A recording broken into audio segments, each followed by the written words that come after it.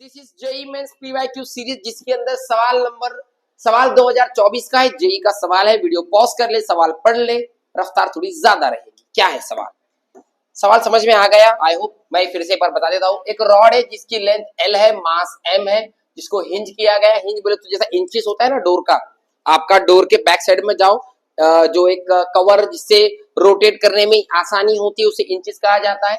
उसकी तरह उसको लटकाया गया एक वन एंड पे। वन एंड समझता ना आपको, रॉड के एक साइड में, ये रॉड होता है उसके एक साइड में। सवाल क्या है बता, उसको हॉरिजॉन्टली हैंड करने के बाद रिलीज किया गया, छोड़ा गया ग्रेविटी के अंडर में। किसके अंडर में? ग्रेविटी के अंडर में। बताइए एंगुलर एक्सेलरेशन रिलीज करने के बाद कितना रहेगा? पूरी कहानी पढ़कर मेरे को ये समझ में आया। लास्ट लाइन पढ़ के क्या मुझे अल्फा पूछा है? क्या पूछा है? अल्फा।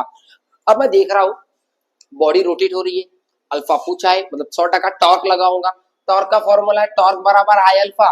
तो यहां से अगर मैं अल्फा पूछूं तो अल्फा का फॉर्मूला बन जाएगा टॉर्क डिवाइडेड बाय आई। अब मैं देख रहा हूं गिवन में टॉर्क है क्या? तो नहीं है। टॉर्क का कोई फॉर्मूला दिख रहा क्या? सर ये दिख रहा है r F sine theta.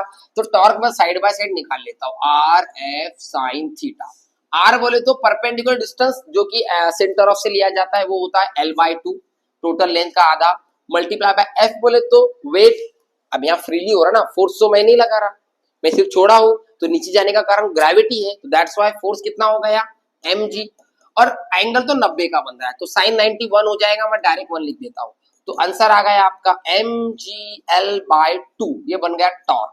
Put कर दो यहाँ पर, टॉर्क बराबर अल्फा बराबर टॉर्क की जगह पे mgl/2।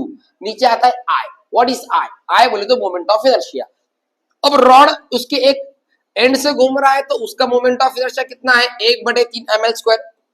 तो पुट कर दो 1/3 ml²। जो कट रहा है काटो और बाकी लिख दो। 1 l कैंसल, 1 m कैंसल, ऊपर बचा g, नीचे का 3 ऊपर गया तो देख लो, नीचे का 3 ऊपर, ऊपर बचा g, ऊपर का 2 आया नीचे, नीचे। Final answer is 3g/2l। Option number हमारा आ रहा है बी। चलो फिर मिलेंगे। थैंक